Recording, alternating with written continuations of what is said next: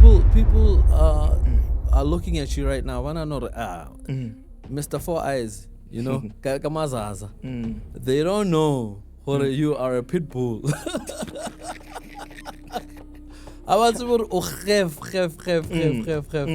Artists come to me and ask for videos, but then sometimes you find that there's a song that's charting like crazy, and the record companies are not paying for this person's video. Yeah. At all. And then you're sitting there, you're looking on YouTube, it's sitting on 3 million streams. Just shot another music video, it was sitting on 4 million streams on YouTube and had no video. And then I'm the only person that you can actually call in South Africa who does not belong to your label and who will come there to your rescue and make sure that your video gets done. There's no one who's just floating that you can pick up the phone and say, hey, my song is big, please help me.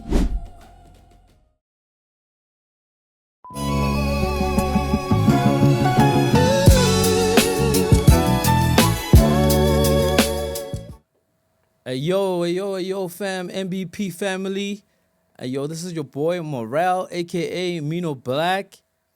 The guest that we have today, someone that you've seen his name around if you love music. If you are a music lover, this is the episode for you. If you watch a lot of Channel O, you watch a lot of Trace, and you are a music lover, you love music videos, you probably heard of this name before. Monde Dube, but you have not seen the face to this man. I have Monde Dube in studio today at Mino Black Podcast. How are you? Hola. Monde Dube. Chayaka. Hey, we've been friends for a long time, huh? Yeah. How long? Yo. Back in the days when 1999. Yeah, 1999. How did we meet? You were at NSA, I was at Damlin. There was a guy called Kwaito, who I knew from Pinville. He was friends with my older brother.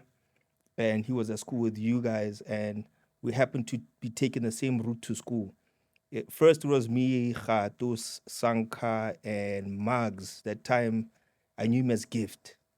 And then the next time we were walking, it was Zaza came through. There was Dome. I remember I used to walk with a group of NSA guys, and we used to part ways in Braamfontein, and I'd go to Damlin every single morning for the next 2 years. And then fast forward 7-8 years later, I'm seeing you guys on TV. I'm seeing you guys on TV. I'm hearing you on radio. I'm like, hey, what did I miss? You know, I was with these guys not too long ago. Now they're on TV, and then we started hanging out again. And by some God's grace, we were doing in the same field in insurance, and you guys were rapping at the same time. Yeah, we'll get into that. Yeah. Right? But I want to know, right? For the people that are discovering you for the first time, who is Monde Dube? And what does Monde Dube do? Oh, yeah. Monde is a Pinville boy. I grew up in Pinville. Was born in Pinville Zone 5. My father used to be a TV producer at SABC in the late 70s until the early 90s, which was then TV2 until it was called TV2. Then those are the dinosaur years, yo. Yeah, changed to TV2, and he left at the end of CCV when they were starting this SABC 1, SABC 2 thing. I think that's where me and my older brother, probably genetically, where we got the passion for doing this film thing is. I love music. I can't imagine my life without music. I've studied almost every single thing that I can touch, from Elton John to Bongeni Ngema to Snoop to Kwaito. You know, literally, like, yeah, music has just been the number one thing in my life. So what hood do you represent? Are you a Alex boy, Yeah. Soweto boy? Um, Oh, I'm a Pinville boy first, but I'm nothing without Alexandra. Because I hung out a lot in Alexandra. That's where I actually learned how to like hustle properly with my friends from Alexandra. I know you were very close with Flabber. Did you Yeah. meet him at that time or later on in Yeah, life? I met Flabber and Alex. At that time, we were trying to do our hip hop thing. I think the year probably was like 2001 until 2003. At that time, Squatter Camp was really big. And we used to go to Flabber's house and ask him for advice all the time. Then we ended up becoming friends. Um, and I remember him telling us this one morning in 2003. It was like, there's no money in hip hop, but there's going to be a time when there's going to be a lot of hip hop millionaires. But we couldn't understand what he was saying. And he said this in 2003. And then he advised us to go get jobs. That's why I ended up, yeah, that's why I ended up doing a 9 to 5, because I think he was working at Nashua Mobile, Yeah. but he was playing like crazy on radio. And he said, nah, go get a job, sustain yourself, and one day hip hop is going to blow up, and then you won't need to go to the office. But for now, go work so you can sustain your family. He says, I got a 9 to 5. And yeah, no, I'll forever miss Flabber, man. He was an amazing friend. So when did you first know that you wanted to get into the film world or the directing world or even production? It was never my plan to be in the film world specifically. It was just by coincidence. As you know, I used to speak to you all the time, like, yo, let's try this brand thing. This has probably run about 2009. And started cold calling clients for him, for you. Yeah. Yeah. We went to Ciroc and we pitched to Ciroc. What Ciroc ended up doing 4 years later. But we were trying to put you on that thing.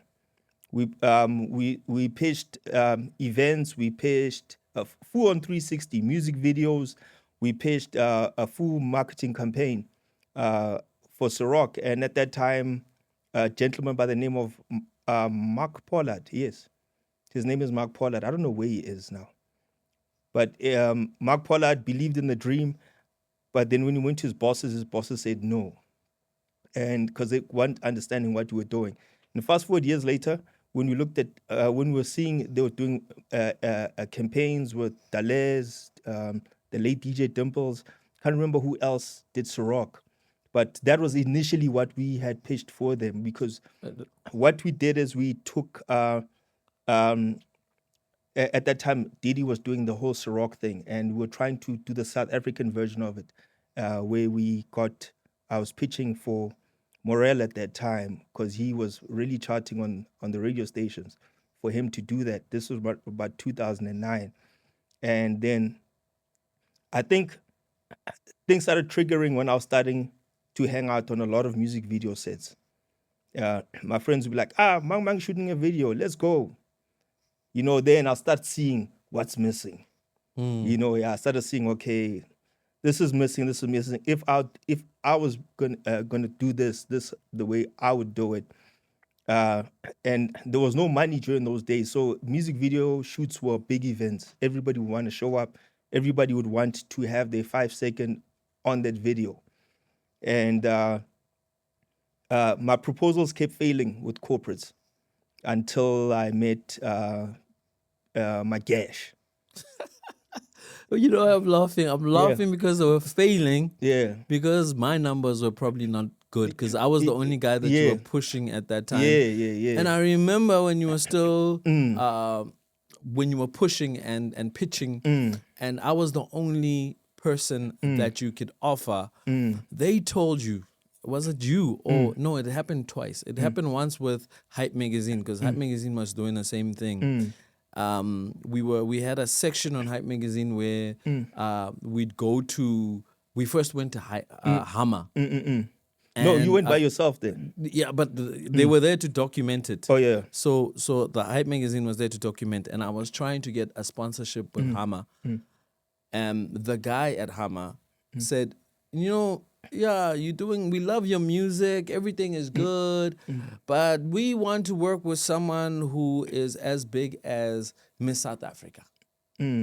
At that time, Miss South Africa in around 2009, it was a big deal to be a Miss South Africa. So for you to be on Miss South Africa's level, it was almost impossible because rappers weren't even getting that much airplay on radio, The corporates, that's the mistake that they do. Because I've worked with every genre from the time Kwaito was big to hip hop's golden era to Gqom to Amapiano, and now there's Likompo. Right now, the challenge that I'm having is Likompo. Likompo is doing great numbers. If you go on YouTube on the top 30 trend charts, there's at least 7 Likompo songs in the top 30. But corporates don't understand it. So that's a mistake that they do. They should have taken you at that time. Yes. And then grew with you as you went along. Because now I have corporates who say to me they're looking for an XY Amapiano DJ who's had an incredible career. And then I tell them that this guy, for you to have him, you need to pay so and so and so, and like you need to pay an X amount of money. And they're like, nah, they can't do it. Now, for them to want Miss South Africa when it's a rapper standing in front of them, it doesn't make sense. Those are two different things. And Miss South Africa is an ambassador of the country who travels all over the world doing different things representing South Africa. It's like you cannot compare for apples to apples. A musician is a musician, and a beauty pageant, a contestant is a beauty pageant contestant. You know what I feel? I feel like sometimes in corporate, the guys that get these positions studied well, right? They deserve the degrees that they got, but they weren't out there in the street to learn what's going on. Yeah. Like you'll get someone who's fluent with speaking and very intelligent. They know how to get A's if they were like were to write an exam, but they don't know what's going on in the street. So when you coming there as Morel at that time, trying to pitch, they don't actually understand what's going on. No. They know the iconic figures. Like you said, Magesh. So I want you to, what happened when you started working with Magesh? How did he change your life? Yeah. And what did you learn from him? Funny thing is, the whole TKZ era and the TKZ movement, I was fortunate enough, I found primary school with one of the members, and I've been listening to TKZ because I got a cassette, TDK cassette one time as a gift when they still had that album, Take It Easy. Yeah. Yeah, and like, who's this? It was Skabelo. Yeah, Skabelo went to our primary school and his brother gave me the cassette. I think, what year was it? It was 1996. And I've been listening to TKZ ever since then. And then when I had a party and then Tukulo came to that party and I was like, yo, Magesh is here. And his soul rest in peace, yeah? Yeah, may his soul rest in peace, man. Tough Time Shabalala. I used to call him Tough Time Shabalala. Yeah. Heavyweight tiger. Yeah. Yeah, so Magesh walked in and then I offered him, I borrowed 1,000 rand from someone. I bought him a bottle of whiskey. We sat there and then I said to him, no, the bouncers wouldn't let him in. They wouldn't let him in the event. Can you imagine? Yeah, and then I said to him, this bouncer does not know who you are. I said, you need music videos. And he said, are you a music video director? And I was like, no. And I said, but for you, I can be a director. And I said to him, and he said, when are you dropping again? He said, he just dropped an album called Heist. And we went to his car, then he gave me the CD. And he said to me, I must listen to it and tell him which song works. And then I chose Gqom. The single Gqom was actually chosen by me. He didn't want to drop it as a single. Uh, and then I pitched it. Coincidentally, when I called a brand BP, the lady who was there at that time, coincidentally, happened to be Muggs's aunt, who was a big fan of TKZ and Magesh. And then um, she she she funded the project, and we shot Scoop Sam, which was really successful. I think on the RAM charts at that time, it hit number 2. Yeah, and then that was the beginning of my career in terms of music videos. But at that time, I was only focused on Magesh's projects only. So we worked on Heist for that season, and when it was done, we worked on Magesh's features with other artists. And then there was no more work to do with Magesh. Then one day he called me, and then he called Professor. He said, Monday, here's Professor, please work with Professor. And then after work to Professor, then everyone just, It was game over. yeah, everybody just started coming. And yeah, the rest is history. Dope.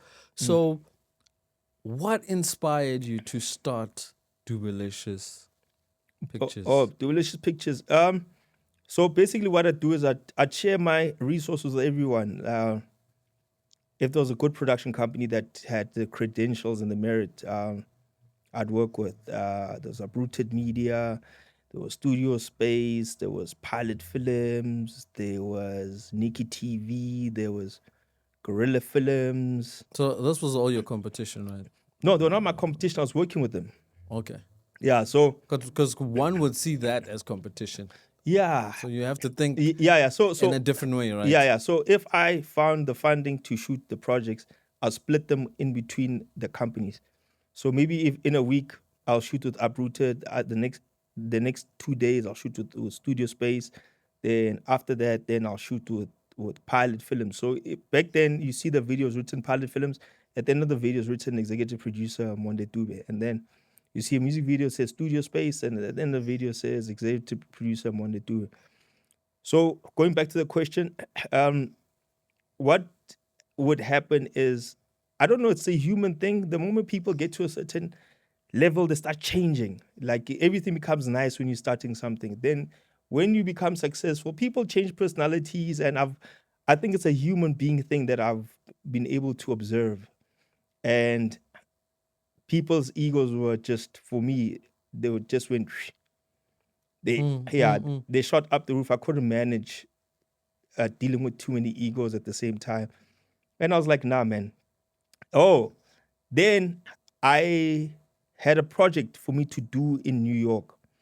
And I met a gentleman called Offense Mwase, the legendary director. And I said to him, are you game for us to go shoot something for World Star? And he was like, yeah. And we went to America and we shot the videos, just the two, me and him, 2 men.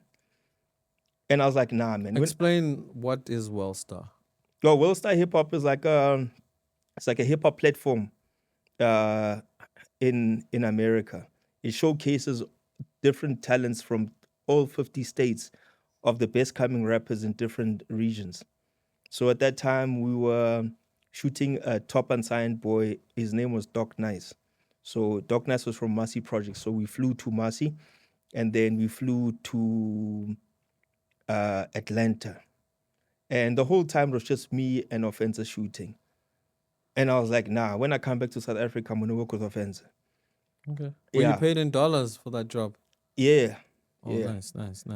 Yeah, but it's not better than South Africa. Okay. What is the most expensive video that you've ever shot? The most expensive video I've ever shot never dropped. Yeah. That was for Andy Lempisa, and I don't know when they're gonna drop that video. What happened? Do you know what the complications were? Nah, I don't know. But that was a nice video. Like I feel like that was the best work. Okay. Yeah, So good production put together, okay. So and then followed by Black Coffee Your Eyes, and then followed by, let me just remember the top three. This was a co-production. It was between us, Rap Life and Uprooted and us. Yeah, but some productions they invested. okay. Yeah, I think so. Yeah, I'm not sure what that budget was, but I think, yeah, I'm not sure. I think it was probably. I think probably like. I think the production value. Yeah, let me say the production value was very. Okay. Okay. You Yeah, don't have to mention any numbers. yeah. Yeah. So I've seen your I've seen your evolution, right? I've seen you like really hustling because when we reunited in when we were now adults and out of school, um you were you were working as a financial advisor, right? Selling policies and stuff. And you took that ability to go sell me morale to get music placements in music videos. So at that time, you were basically a salesperson looking for stuff, you know. And when that happened and you mastered that, it upgraded you to being an executive producer, right? Then from executive producer, you metamorphosized again into director. You know, where are you now at this point in your career? What are you metamorphosizing into or shaping into? Right now, I've more taken, like, I take a backseat quite a bit.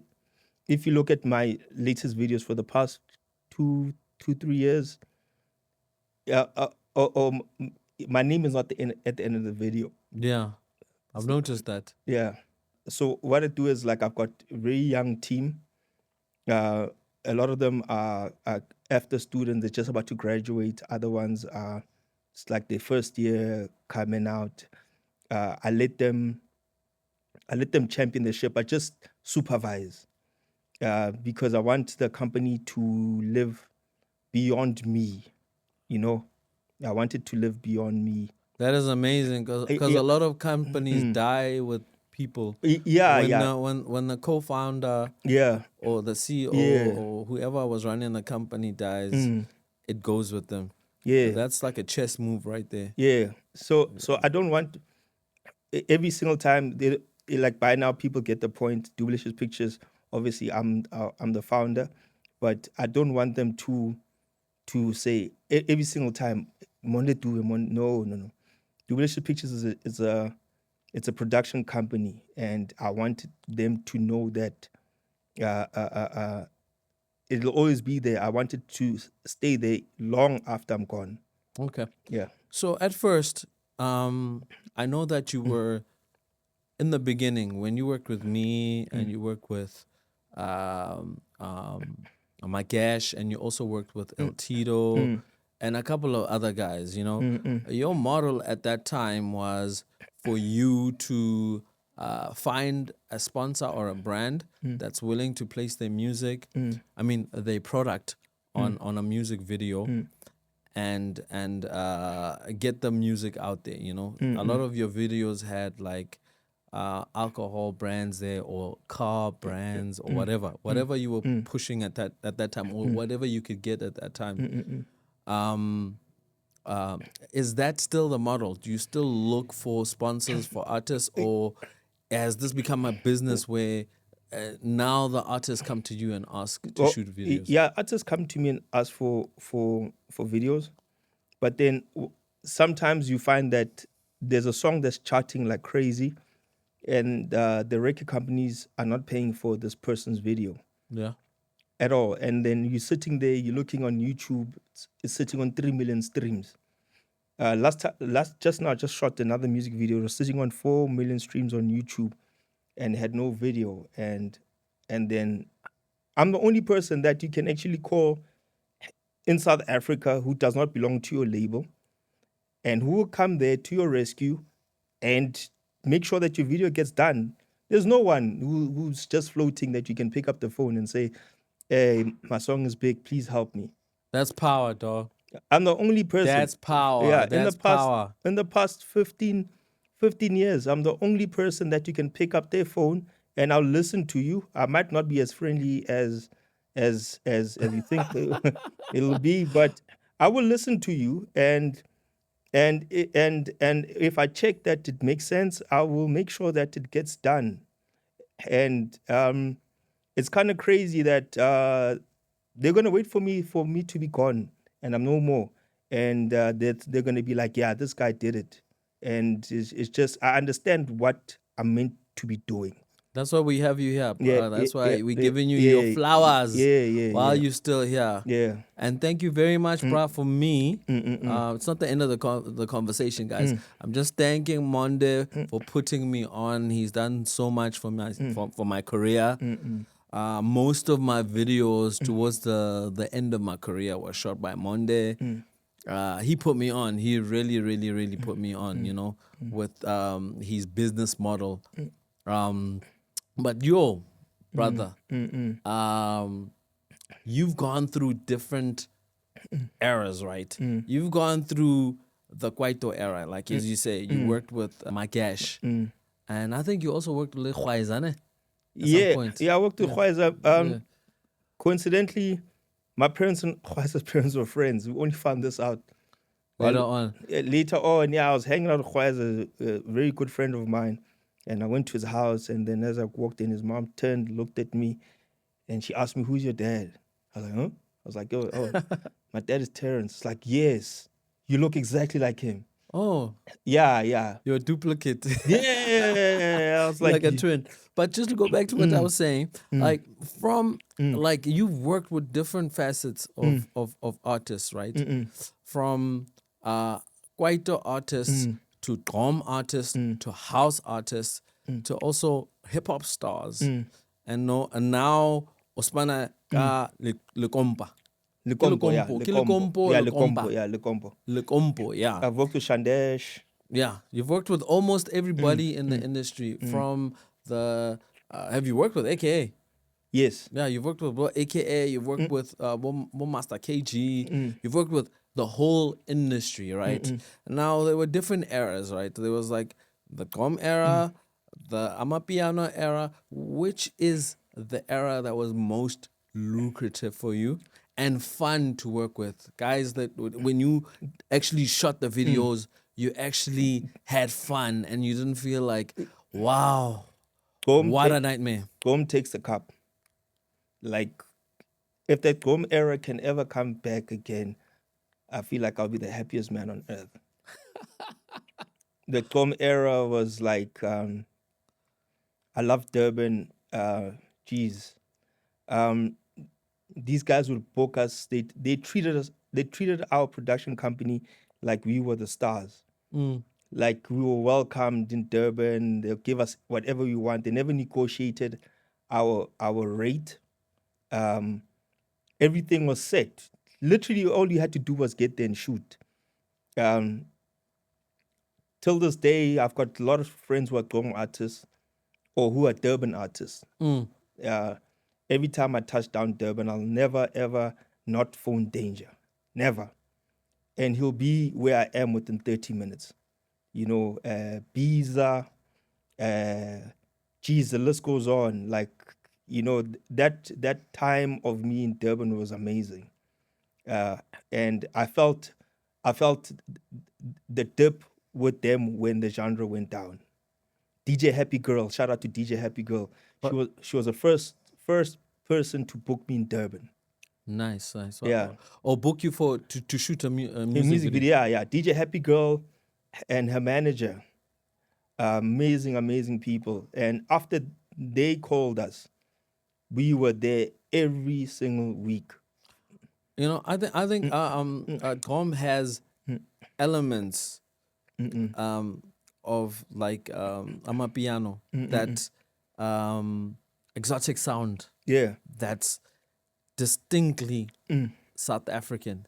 Yeah. You know, why do you think it actually went down? Was it because it only dreamed as far as the South African borders, and didn't dream outside of the borders like Amapiano did, and the guys weren't as courageous as Yeah. the Amapiano guys. I mean, Amapiano guys, some of them haven't seen home. Yeah. Some of them are staying in the UK. I know a guy that's been staying in the UK and touring across the UK. It's either the UK, Dubai, the States, and he hasn't seen home in such a long time. You know, what do you think killed Gqom?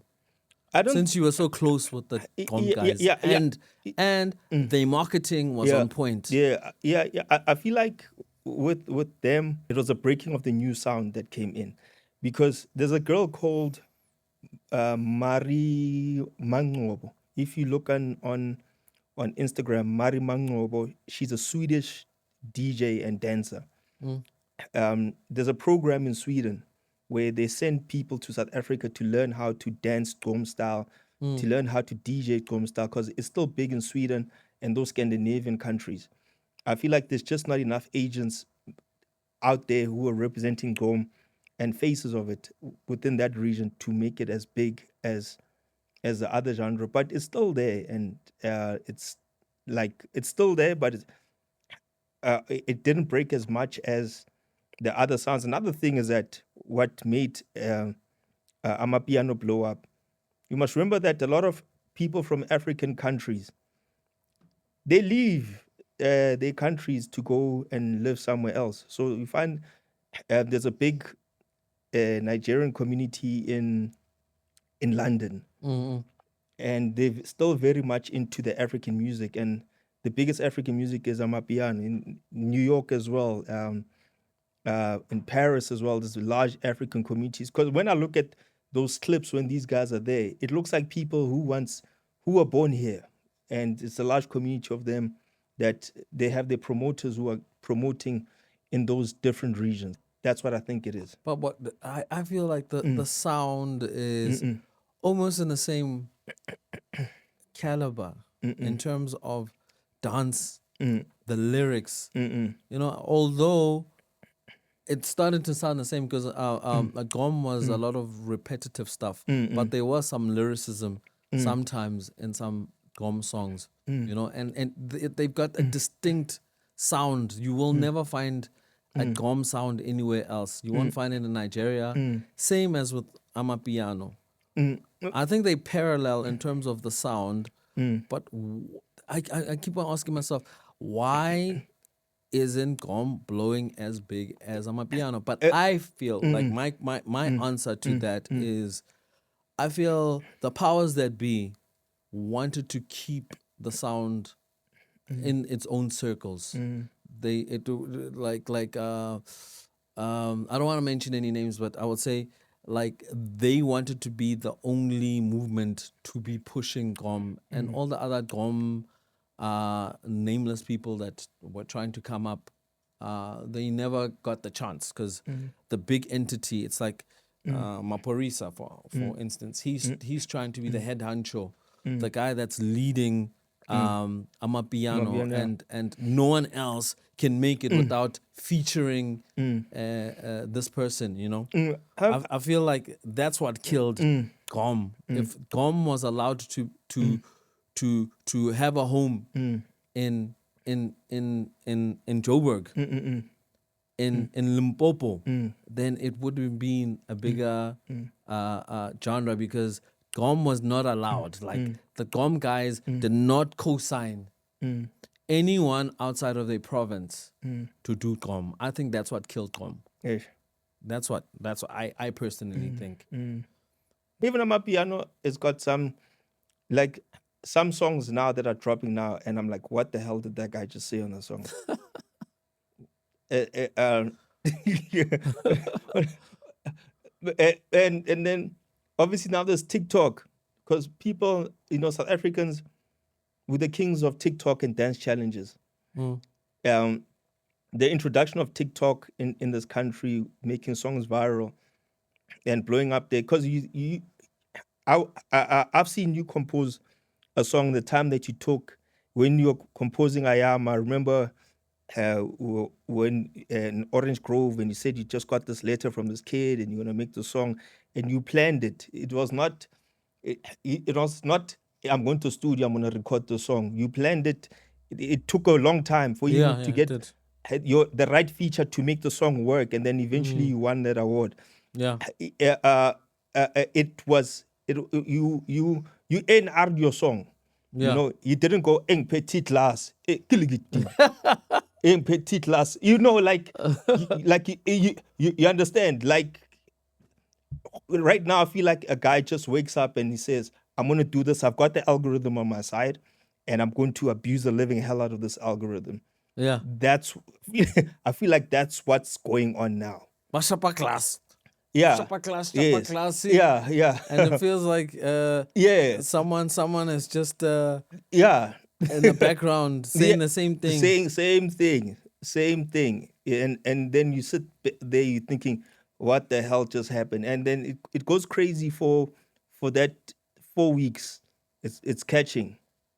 Mm. Yeah, you just get that little phrase nyana, that little dance challenge nyana, and that's it. There's no, I don't know if that's the new style of composing, but like, yeah. If you're a proper music lover, you can hear when something was properly planned. Yeah, true story, true story.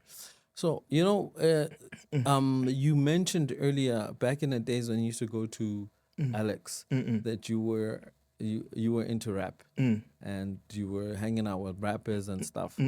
Did you ever think in your life, right, after giving up on the dream of being a rapper, did you ever think in your life you were gonna win a hip hop awards award, like from the South African hip hop? You won Hustler of the Year award Oh yeah. from the hip hop awards. Did you anticipate that? Did you ever think that would happen? I mean, the South African hip hop awards are a big deal for rappers. You know? Yeah. Yo, no, I did not. Not by a long shot. I remember that morning. I remember getting calls. You called me first. You told me I got nominated. Then I got called by a guy that used to mentor me a long time ago, Kevin Dubeki. I don't know where he is, man. Kevin called me, yo, you got nominated. I'm like, for what? It's like South African Hip Hop Award. I'm like, really? I'm like, where? And then he said, you in Newtown. Then I was like, where? And I quickly drove there. When I got there, everybody's like, yo, well done, you got nominated. To tell you a secret, I was part of the committee. Oh, yeah. I had to break down what were you doing Oh, yeah. in that year, and Yeah. you outshone everyone. Like Yeah. you were better than everyone. Yeah. Like in terms of what you were doing in that period, you know. But I never made the final decision. I just left the room, and the people made the decision, you know. Yeah, so I remember just, you got nominated. Then it came to that night. And then when I looked at the nomination list, it was crazy. There was Ifani there. There was Casper in the category. There was Names and Spectacular. I was like, nobody knows me here. Because at that time, I wasn't putting my name on music videos. My names were only on Magesh's videos, only. The rest of the stuff that I was working on, they had no idea who it was. Like, it'll appear and you see a brand every now and then. And then I started insisting after that, I actually need my name on the video. Because remember walking up on stage, people on the front row were like, who's Monde Dube? Who's Monde Dube? I could hear them, as I'm picking up the award. And then I was like, I need to now have that brand presence in terms of my name. Then I started insisting that, guys, please write my name on the video, and as a credit. And the guys didn't want that. It was a big thing. They didn't want my name. I remember. I also didn't. I didn't want that. Yeah. Guys didn't want my name on the video. They're like, nah, dog, why? But now it's crazy. Now they Yeah. want it. No, 'Cause- yeah, no. At first, like I told people that no, I don't want. Like now, obviously, when I s- when I was starting to evolve, I was like, I don't want it anymore. But now the people that used to say that I should not write executive producer, they now write executive producer. Watch TV for an hour. You see how many executive producers mang on music videos. You know, So you started a trend. yeah, I did on music videos. Like people now they write who the executive producer was. They never used to do that. Okay. It used to be directed. You know this AI era. Mm-mm-mm. It's changing every industry. Mm-mm. In your industry, is it working for you or is it disturbing your industry? Is it disrupting your industry? I have not seen a successful AI music video. So until I see one, I think that's when I'd be like, yeah. I'm talking in terms of maybe at like advancing or helping you do things. Because yesterday I was at a premiere of a movie. Abafana Ababi. By that was directed by Matli. And they used AI on some parts of the movie, and it actually made the movie look better. Like airplane shots, they never had budgets to make things explode, you know, and it was so smooth. I loved the movie, you know, because of AI tools. I'm just saying, just tweaking up like the background of like a scene. I've seen that happen so much. Maybe the artist is performing in a green screen room, but AI can turn it into New York or can turn it into a desert instead of you going to these mining dumps where it looks like a desert. You don't have to go there anymore. You know, you could be sitting in studio like this and we can change the background of the studio. I'm saying that capability and those tools that can sharpen your videos. Have you tried that? Have you tried exploring Nah, that? I haven't tried using AI. It's still very new. Yeah. And shout out to Matli for putting those elements. Yeah. Yeah, but I have not tried. I have not tried it.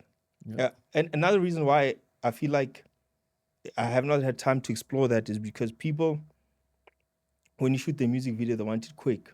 Yeah. So if you're going to do something AI, then you need to get an expertise. You need the budget. You know, everything is budget orientated. Okay. Yeah. So in terms of your company, right? It's a production company. What is the most valuable lesson you've learned from just building a company and enduring over the years in building this company? From just an idea, a seed in your head, and you made it a reality. What has that taught you? You'll have sleepless nights having a business. Like, Yeah. yeah. You'll you'll have very sleepless nights trying to generate more business, but I wouldn't have it any other way. Like, I wouldn't have any other way. I almost crashed at the beginning of 2026. Mm. Yeah. And I had no idea what was going on with me because of this job, you know. But now I've learned how to take it easy. And I'm grateful for everything that I have, like, and what I've helped other people build as well. How many artists have you helped? It's like, I think you've gone way past 500. Yeah, but Because every video just has Monde Dube, and now you're just humble. You don't even put your name behind it. yeah, I feel like it's if it's a calling, if you are given something, and once you're given something, no one can take it away. It doesn't matter what Mang Mang says, and le gore eng, the conspiracy, it was given to you. It's, Yeah, it's your destiny. yes, Yeah, I believe that too, So yeah. so I feel like sometimes that it's not that like I have not tried to do other things. I've tried.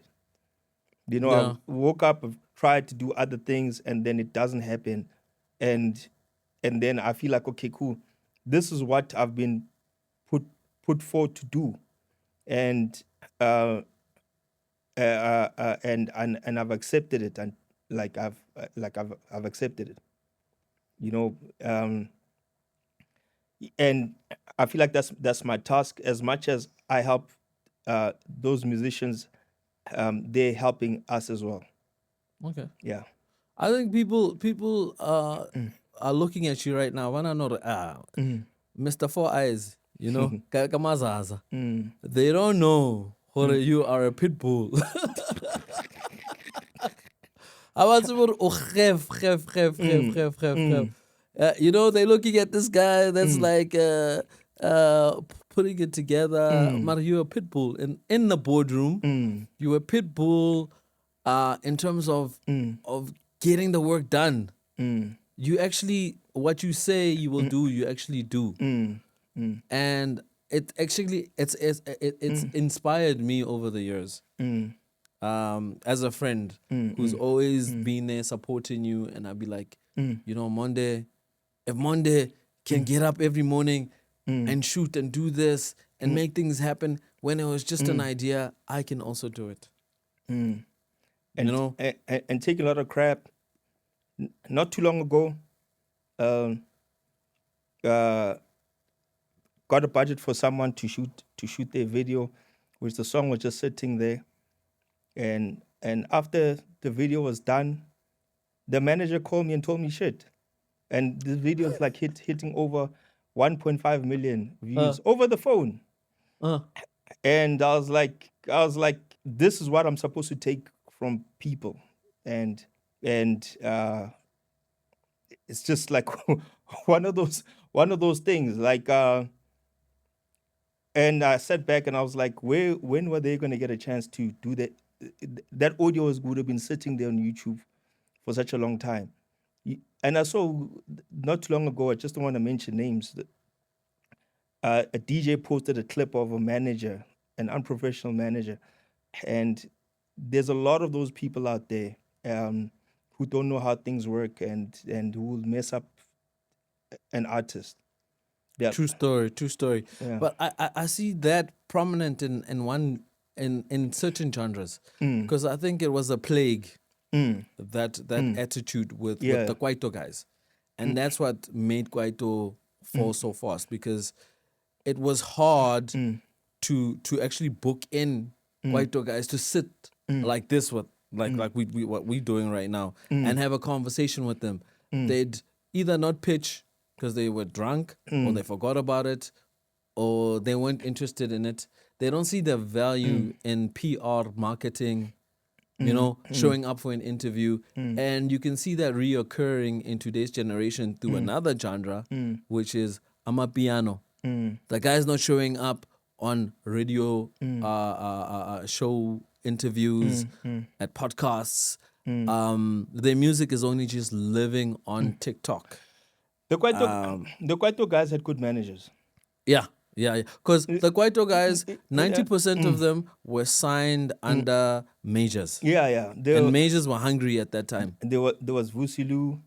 There was shout outs to Vusili. Yeah. There was Sipo, Sipo Dlamini.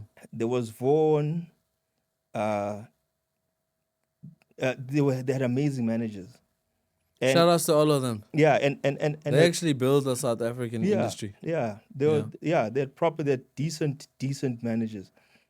Yeah, I don't think we can compare those guys to what we currently have now. What we currently have now, it's the same artists, same artists, but different faces, different bodies, and different contexts. the unruly knuckleheads. Sorry to say, but the managers are also the same. They're not different. If they could play the part that the Kwaito managers played back in the days, then Amapiano would do 10 times more. Yeah. They, Amapiano would crush it because they already loved. The Kwaito guys, the Kwaito managers took their careers as a profession. Yes. Yeah, they took it as a profession, like a lawyer going to court, like a teacher going to teach. Yeah. It wasn't like your homeboy managing you. No. They'd never hang out with that guy. Okay. Like on any given day, like those guys is a different breed. Look at Vos, man. Yeah, Vusi is he's on other Yeah. levels. He's a GOAT, greatest of all time. I still call Vos when I'm stuck and I can't do things. I call Vos. Vusi made my career. Yeah. Vusi, without Vusi, I wouldn't have won a Metro FM award. I wouldn't have released that album, Smile, Clap, and Bow. Shout outs to Vusi Lee, man, for holding us down. Yeah. Not just me, but from TKZ to Dubelicious Mendoza, Double HP, to everybody. I actually need Vusi Lee in the studio. Yeah. I'm actually related to him. He's Yeah. my cousin. Yeah. I found out later. Yeah. So what you planning for your company? Where is it going? Are we just shooting music videos or are we doing bigger things? I know you've shot a couple of movies, short movies in the past, but where are we taking this thing? Like, is it just ending with this chapter of shooting? No, we have been working on a lot of things on the pipeline, which obviously you guys will see later on. I don't want to speak about it before it happens. With music, we can't stop because people are always releasing music. Okay. Yeah, but we have been working on other stuff that are non-music related. Yeah. Okay. Yeah. Okay. So that's what our focus has been. I mean, I'm not as young as people think that I am, so it gets very hard for like just be focused on like one thing over and over again, so you need to just spread yourself out. Yeah. Okay. So I one more last question, right, before we end this conversation of ours. Do you love directing more or editing? I love producing. Producing. Yeah. I prefer producing. If I don't like directing that much, but sometimes I just find myself that I have to do it. But producing for me is my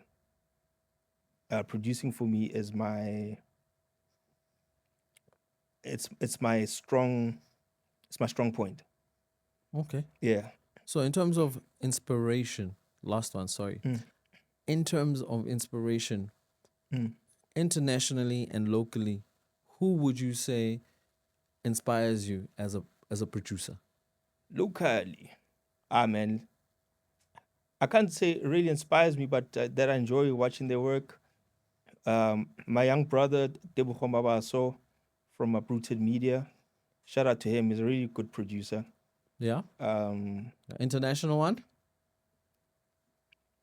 Internationally, I have not really watched a lot of international stuff, but back in the days, I used to love Hype Williams. Okay. Hype Williams, he used to do a lot of videos for Notorious B.I.G. Okay. All right. He did that Big Papa video. He did that video where there were Director Dabs. Yeah. I like Director Dabs. Who else again? There's a lot, man, overseas. Okay. Oh, my boy Kate Fresco from Atlanta. You're naming 10. I said one. Yeah. One. Yeah. But thank you for coming, dog. Like, you know, as I say, this is only the beginning.